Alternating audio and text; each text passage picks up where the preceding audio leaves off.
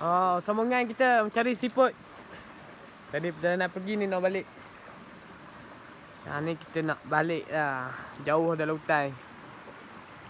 Ni sungai dia. Ni kita makan ulu ni. Sungai makin kecil. Dan hasilnya ini dia. Hasilnya siput sedut. Siput sedut sungai. Ni dia boleh goreng, buat asam rom, lemak ni. gula lemak, cili padi. Oh, tengok besar-besar bas, nampak? Besar-besar bas. Ambil. Ni hasil kita. Bukan senang nak cari siput. Kalau jual sekilo 15. Sekilo 15. Nak dapat sekilo tu, aduh, letih. Ni nak banyak ni. Berapa jam kita ni? Hampir 3 jam, 4 jam. Hampir 3 jam lah. Ni kita nak siap-siap nak balik pula. Sila bekal bah. Sabarlah. Kita nak siap-siap pulang. Siap dah kambing tadi gila.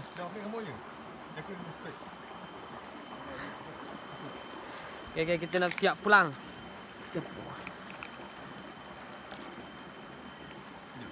Ni toket siput. Toket siput. Dia bagi am jual, kita makan je. Dara-mara ramai balik, kita makan je. Inilah. Ni nak balik perjalanan sejam. Nak keluar ke sungai satu lagi ambil masa sejam. Sekarang kita di tengah-tengah hutan ni.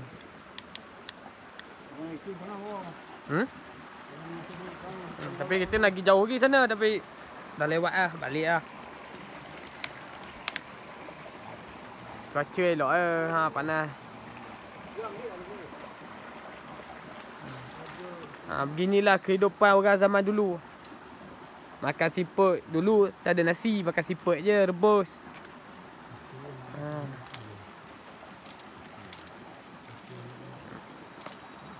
Sekarang tak apalah, kita dah ada beras. Aduh, lah gonggok tak nampak. Kita berada di Ulu Temeling. Perkampungan kita orang Ulu Temeling.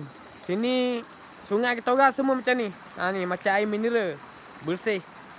Ni anak sungai. Sungai keluar pun air bersih.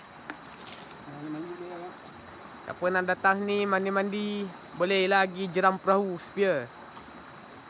Tu siapa yang nak merasa siput sedut ni, dia kena minta awal. Request awal, cakap nak merasa siput sedut, nanti orang cari. Okay, kita standby, kita nak pulang.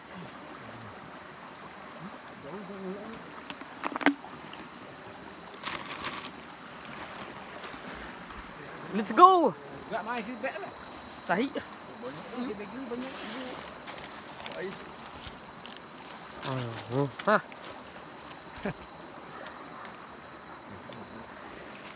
Jom.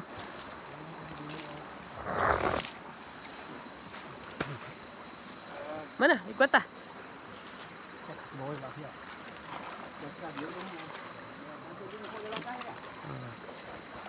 Dia pulang. Siput dah dapat. Balik ah.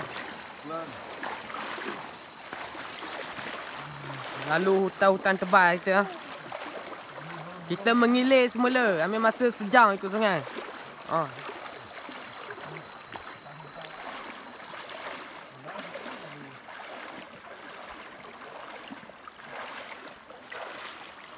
Ni laluan kita ikut atas lah.